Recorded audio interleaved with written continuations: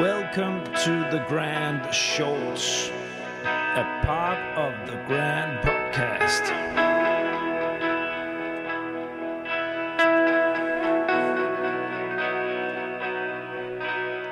The Grand.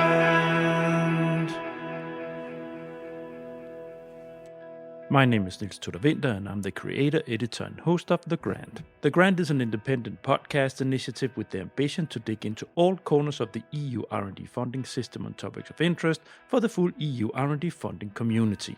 This episode is part of my shorts format, and it is episode number 3 in my Research Management Shorts series. Stephanie Harfensteller is EU Research Coordinator at 4 an der RWTH in Aachen. It is the ICT Institute of the massive technical university RWTH in Aachen, Germany. Some years ago, Stephanie started to push for a strategy to attract more EU funding to the institute, but that takes some time to mature in the research world. She was stubborn and managed to convince management of the added value in a structured approach. We agreed to make a short series with focus on this process and give tips and tricks to other research institutes who goes through the same process. Here, in the third episode, we zoom in on networking and how to approach it in your research management strategy. You can still win a mug for the best comment, so stay tuned on LinkedIn when I push for your comments for the next month. Please enjoy!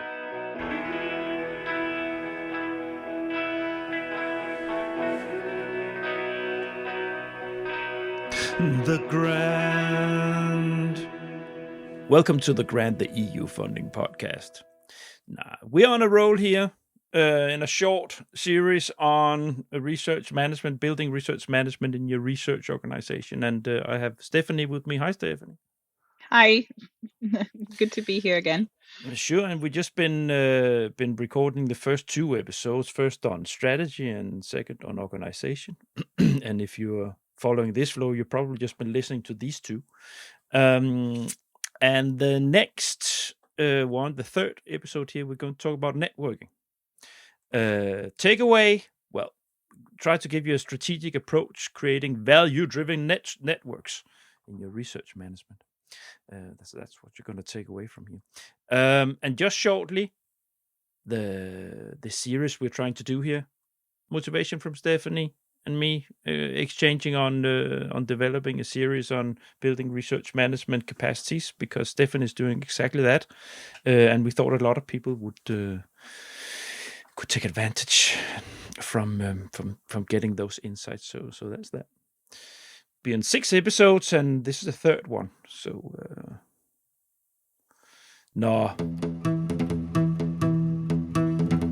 Stephanie. Yes. Conceptualizing your network approach. That's the first blog I have here. Yes. And I think it's going to be very valuable, because maybe it would save other people years of just exploring networks. I mean, it's important to explore networks. You did it probably too. I did it. But I mean, it would be smart sometimes to be a bit quicker about, conceptualizing your network. And at least, I mean, if you're at a point in time where you're thinking like, what am I actually doing here? Why am I drinking coffee with that person instead of being home? Then you know that you have to conceptualize your network. It's kind of, if you don't have clear structure yet. I think, Stephen, both you and me, we learned it the hard way. Yes. We did not conceptualize anything before we started this, and I wasted a lot of time the first years in Brussels. It took me a while to understand how to approach this. So I guess me too. Yeah. Hopefully we can cut off those couple of years for you guys out there. We put 3 or 4 sub-elements in here: how to approach it, who to approach, where to be present, and running a resource-efficient networking. Those are all things that now you need to take out your notepad and start to dot down. We're talking about it. So, how to approach it? Yeah, well, I mean, it's not a one-size solution, of course. Yes, but just sharing some experiences, and I'm definitely haven't figured everything out yet myself. So I'm happy to share just some of the evolutionary steps I took. Exactly, work in progress. Work in progress. Yeah. Now, your two So cents on how to approach it. yes. Yeah. So how do you approach it? I mean, if you've been, I mean, of course, you have to do first some field work and exploring like which are the events I should be present at, and what is interesting to my organization, to me personally, what really gives value to my work, where I get most, notes or people contacts, etc. Um, but we talked about this last time I was on the show. You can be in Brussels at several events a day. You can go in the morning to the commission, you could go to an evening reception, you can go to a workshop in between. So you could probably spend 24 hours, 7 days a week in Brussels going to events. And no one has, I mean, especially if you have this hybrid roles of as a research manager, if you actually have networks in general in your portfolio, then you don't have time for that. So somehow you need to narrow it down. And how you approach it is kind of, you need to identify your research networks and the different goals you have, like the different kind of what do you want to achieve when going there. Is it, and I divided it into, on the one hand, topic related networks that are oftentimes the partnerships. Then I divided it into organizational stuff and like research management stuff, how to like where to get the information from, which administrative changes have there been going on in the commission lately, what do I have to consider now when writing proposals, what has changed.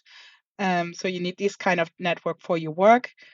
And the third one is your network where you can, if you want to do that, influence policy. This can be either the first one, that it's the same, where you're looking for partners for consortia and, all the topics, but it can also be a different network that you have. And I think, identifying which types of networks you have and what purpose they have, that's the word I was searching for earlier, the purpose of your network, and that it's not all the same. That's very important. And to make sure that you have a holistic network that covers all the aspects without being a beehive, that is just exploding with like hums and everywhere, where you can get lost in. So I would you need to say structure it. you have these three groups, and then I don't know, there's sort of a meta group, I would call it, that crystallized for me, and that was the connectors, or the bridge builders, the ones that, or the amplifiers, the ones that has a super network themselves.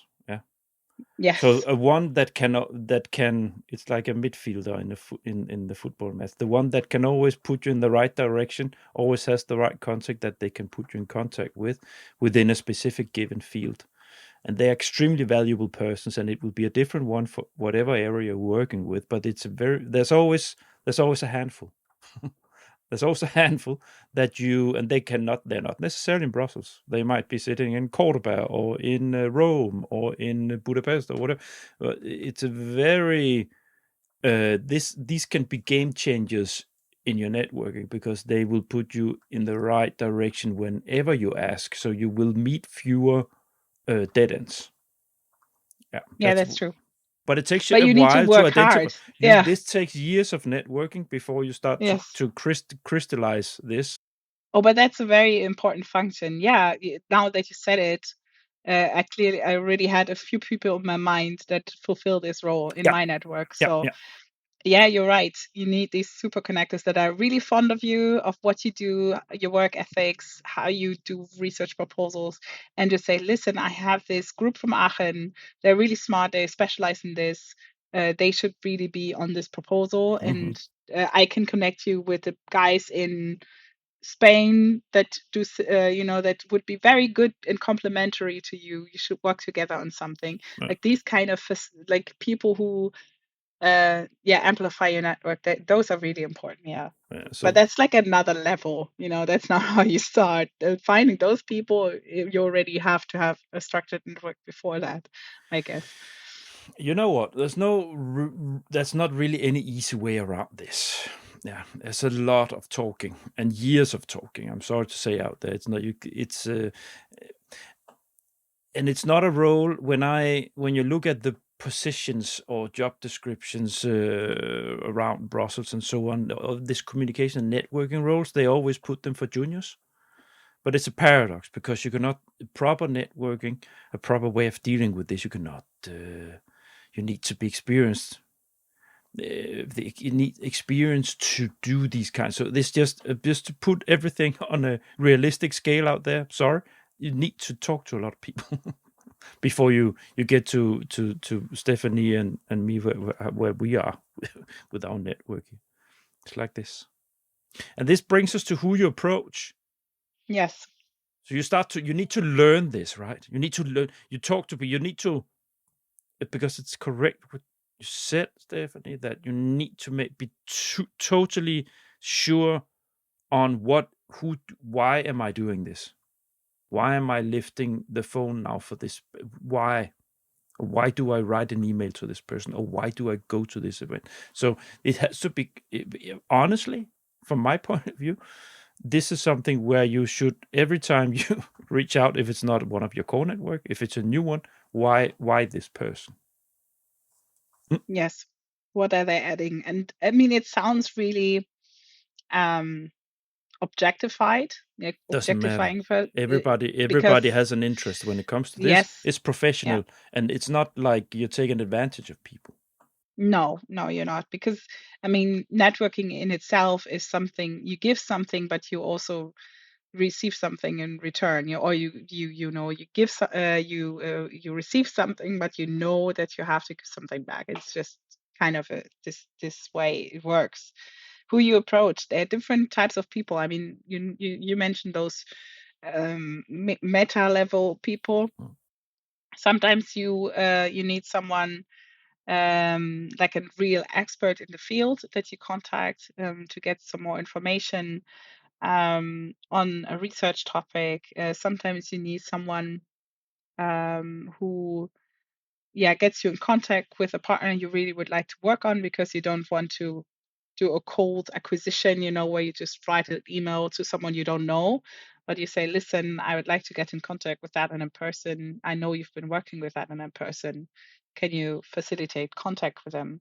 And you also need people at the commission, and that always sounds so far away, or like difficult to grasp. But I mean, the commission is also relying on us research managers or networkers to get information from the research organization. So there are people out there from the commission who are really approachable, and it's not about influencing them, but just being a contact point, so to say, in bridging the gap between the executive of our government and the research organizations.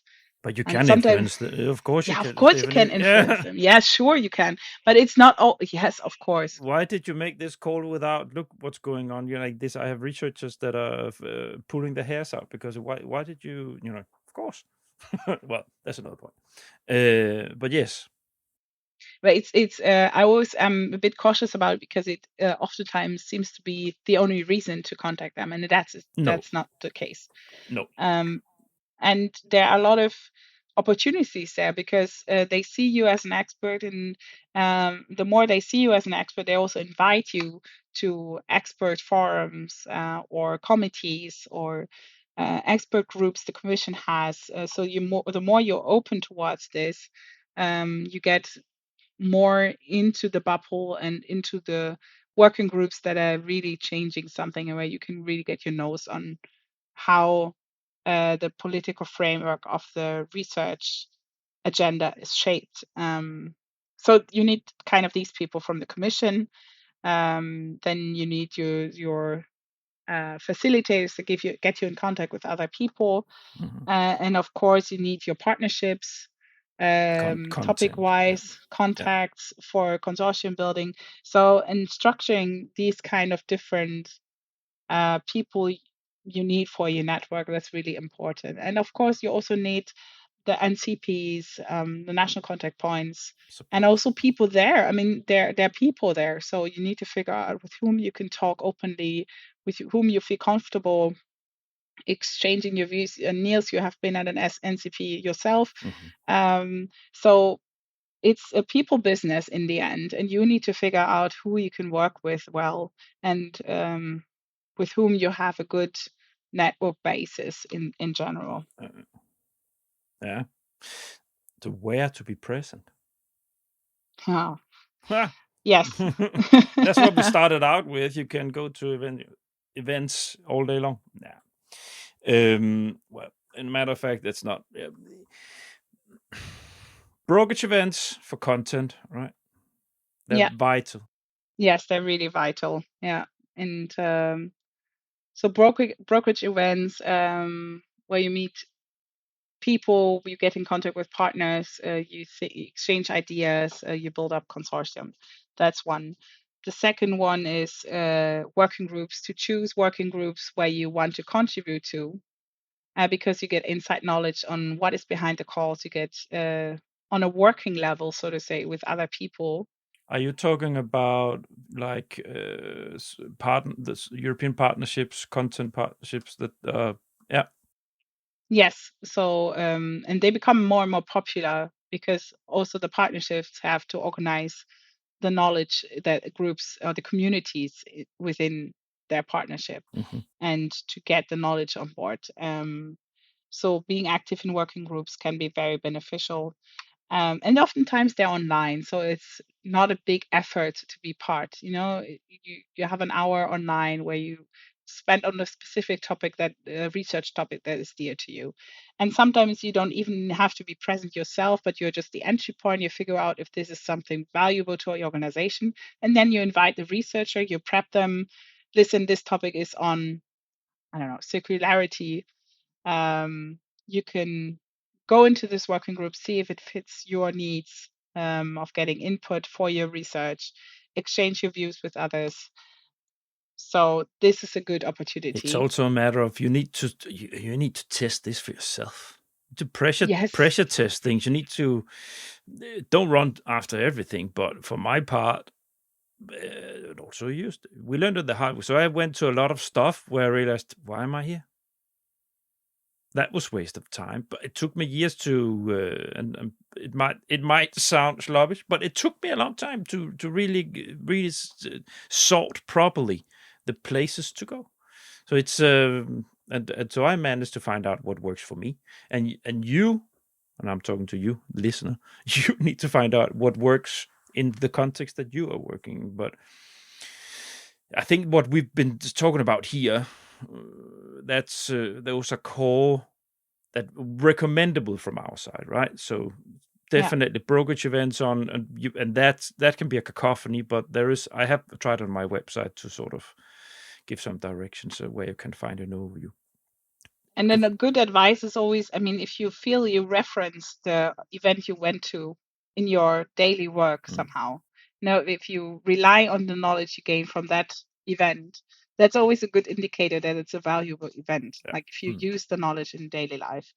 And another aspect I think is important on where to be present is also, if the event is interactive, or if it's just people telling you what they think you should do. So interactive always means you gain more from it, because your brain works in different ways when you can interact with people, and you can also focus a lot longer. And if the people are only circling around themselves having panel discussions, I mean, this can be nice, but I don't think the takeaways are always very specific. I'm biased. I'm I'm biased here because I've been in so many events with the and it's just killing you slowly. I'm sorry. There's so much effort being put into these events, and so many, and there will be listeners listening to this. But we are doing this all the time. It's wonderful. Yes, it is. But in this context, I can say, and now we're actually moving a little bit into the last sub bullet here: running resource efficient networking. Yes. I can say very, very clear that for the last many years, so 2/3 of my work with EU R&D funding, both as a facilitator and a grants consultant, I did not attend the info meetings unless there was a brokerage event. And if Yes. there was a combined, if it was info meeting with brokerage, I would not show up for the information part, because that's information for me that I can acquire myself. If you need to get that information, if you like that kind of, go. The commission is great. They do so many things. So it's not that, also for you, dear commission representatives listening to this, we love your events. But for me, when you do this kind of work, that's knowledge I can acquire myself. But what I cannot acquire myself is the network of context that I would do for the brokerage events. Yeah, probably the panels are only interesting when you can ask questions and you have specific questions that you would like to raise. Yeah.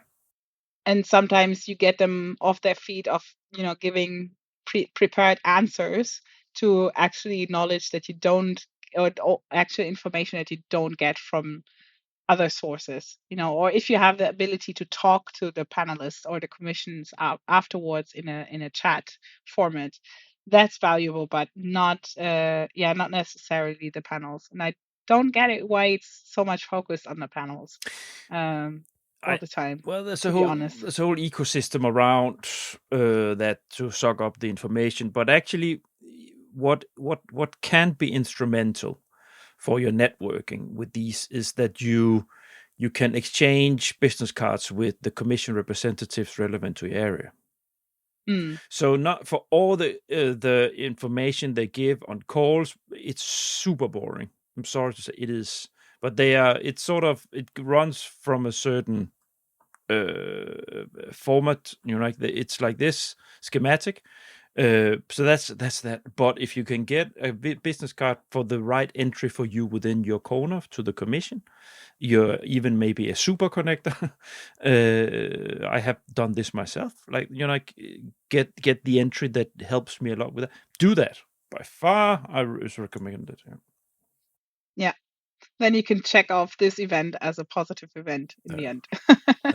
Yeah, but running it resource efficient is really about, striking the right balance and really also reflecting on the event you went to and also your feeling, if this event approaches again, what is your feeling towards the event? Do you really want to go? Or do you have like a hesitant feeling to it? It's like, oh, do I really have to go? Then, I mean, it seems quite clear, but yeah, then it's already an indicator, like trying to think about, do I get the information that is on the agenda in any other way than going to the event? Yeah. So I think that's a bit on resource efficiency. And then, of course, what also helps, I mean, if you're really relying on the information there because they're not streamed online or something, so you can't follow online, and we all experienced that the last years, being sick or not able to go. If you could stream it online and you already have all the information you need, fine.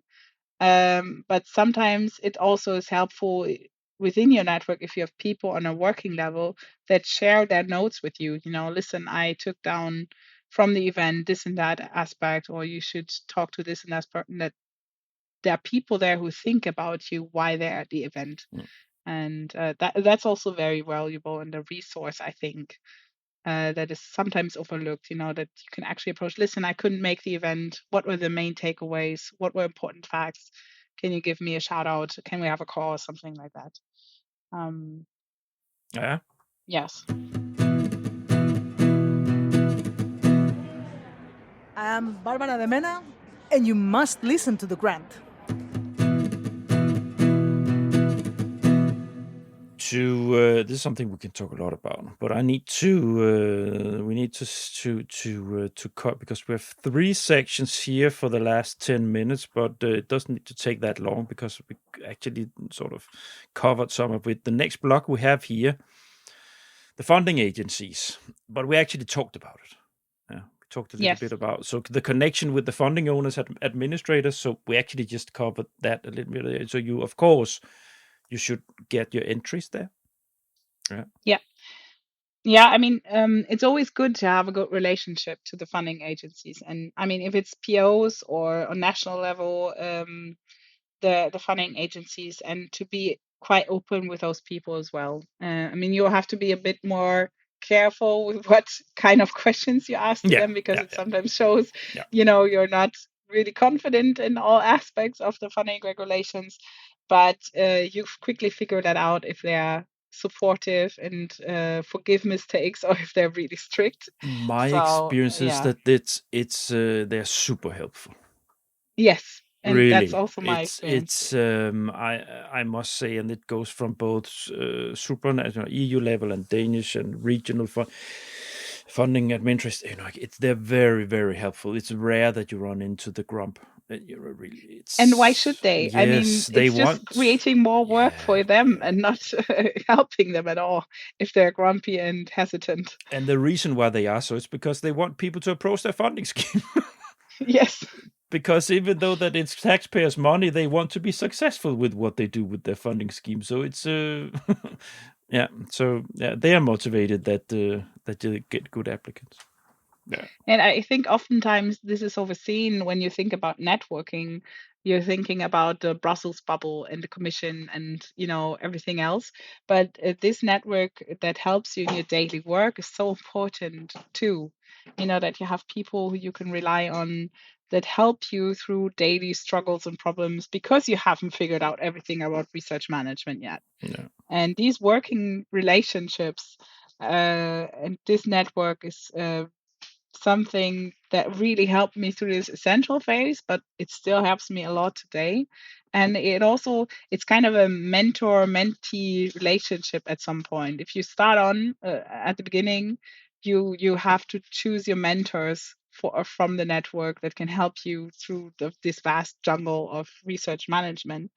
And then at some point, you become more experienced. Sometimes you're even a mentor yourself. You can give input to others who just started, but you also establish a different relationship to these people at the funding agencies, or the research management network, and you sometimes give input and ideas on what topics could be highlighted or where we could do a workshop on, because there's knowledge missing or knowledge that needs to be shared. Similar to what we're doing here. Yeah. As that. Then we put here the research manager networks. They're important. Yes. Yeah. So what do we mean by them? So EARMA, what do we mean, Stephanie? I think this is also, it's a quite recent development. I think it's not in place for that long of a time, but there was this urgent need for research managers to be seen, and that this role exists European-wide. And at many organizations, research managers are plopping up because their role is just becoming increasingly important because of all the points that we've been talking about earlier.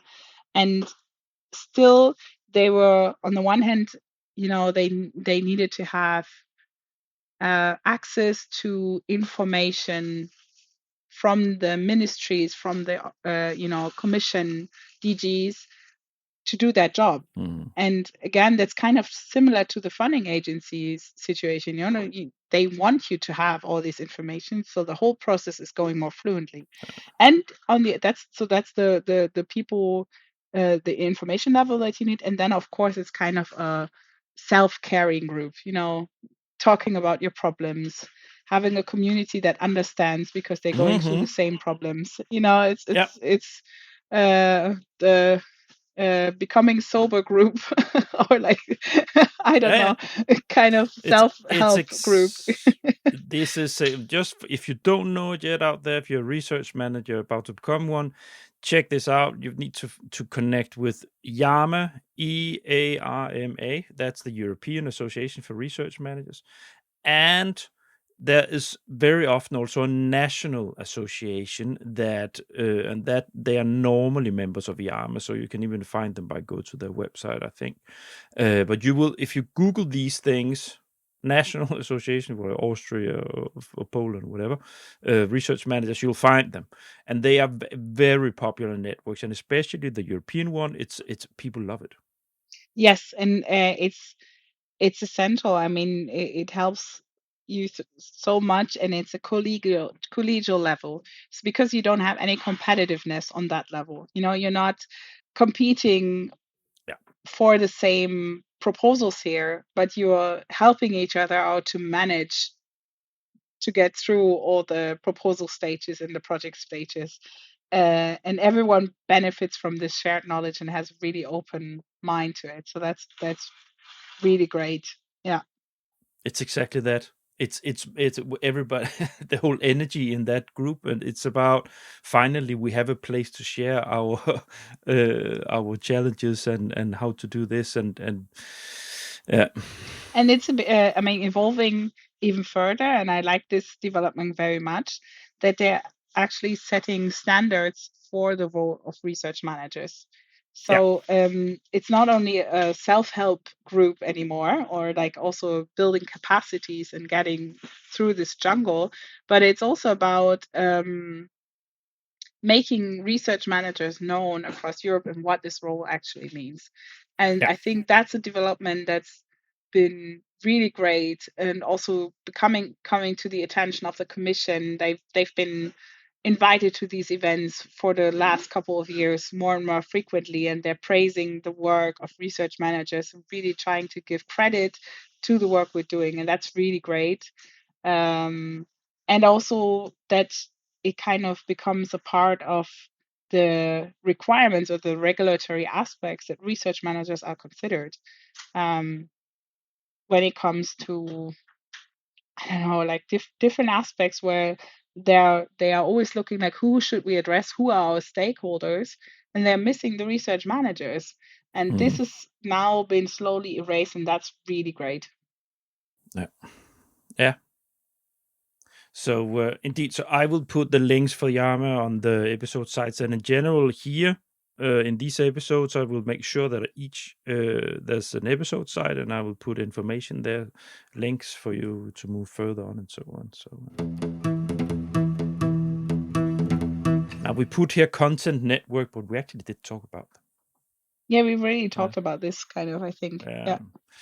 But what we mean with that is that you of course you have thematical areas. Whatever research institute you are within a specific socioeconomic context, and you have different networks, and you're probably already connected to them. You would know them, but I would probably say in this context, when you're building up anyways, if you are taking this as a lead here, if you're in the same kind of process as Stephanie has been through, try to see if you miss anyone. Yeah. Yeah. If there are anyone on European level, or whatever, if you just make the exercise to see, am I actually connected in all the right place, or am I missing out? So. Yeah, and is the network I'm in the most effective one, or am I actually looking for calls more in other partnerships or networks where the current network is not really helping me? And at the same time also being, again, resource efficient, because you can't be everywhere, you can't be in every network, so you have to choose the one that gives you most value. And where your takeaway is the biggest one, because you could be, I mean, how many do we have now on European level, the partnerships, and then you have the what's the name? But it's the cacophony, the platforms, and it's endlessly, and that really requires a good overview of all the networks out there and then choosing, because get that Excel spreadsheet out. That's you need. No, but really, you need to categorize and map it. And sometimes it helps. I mean, if you're really starting to set this up, to talk to your partners in the consortium you're in and ask them in which networks they are, or even look for their logos on the websites. I mean, you shouldn't probably go for Fraunhofer or VTT because they're in all the networks. But if you look at similar size research institutes, or if you're from a company, similar size companies, or companies in your area of expertise, look where they are, in which networks, and then talk to them and ask, listen, is this an effective network? Should we be in it? Or sometimes, I mean, I experienced that myself, people ask you, listen, you are in this partnership, is that useful for us, or can we get the information through you and we give you information from another network? So it's also sharing again the workload, kind of. So I'm trying to establish that right now with the Process for Planet partnership. Yeah. Because again, I'm only working a certain amount of hours, so I can't be at their events too. So I'm looking for within my partner network for the people who are also in that partnership and participating there, and see, like, listen, what do you gain from those events? What are insights?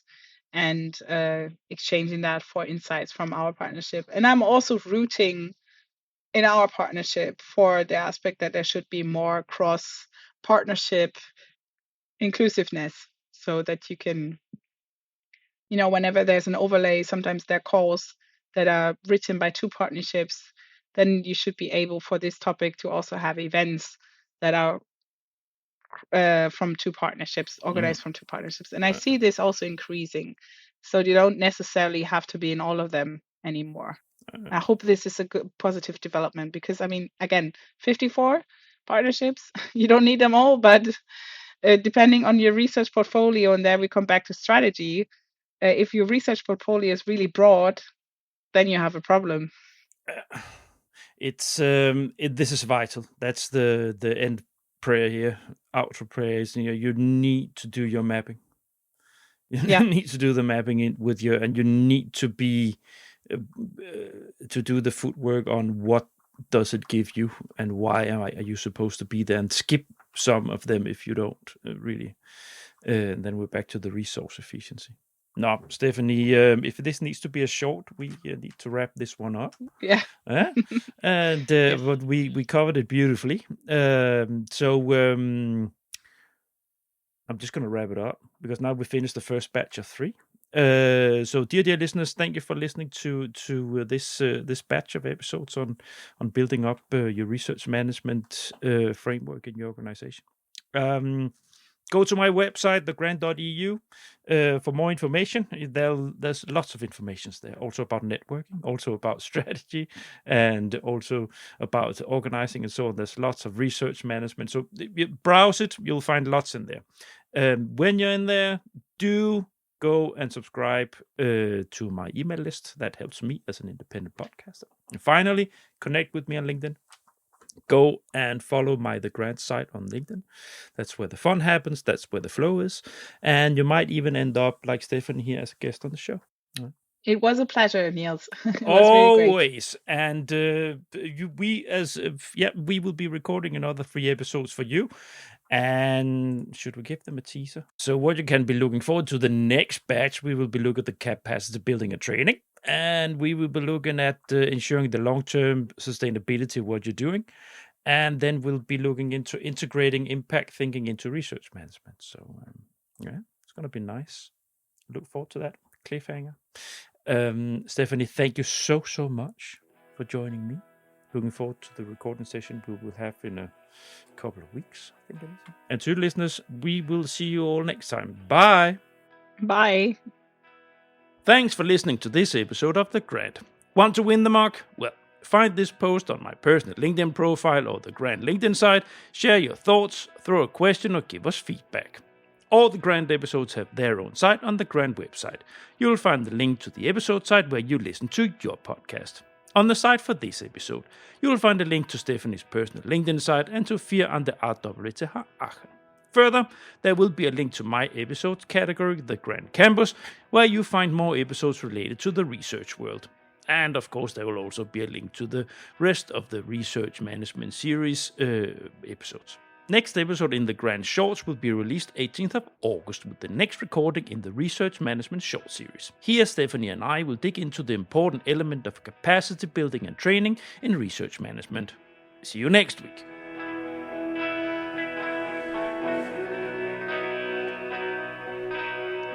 The Grant.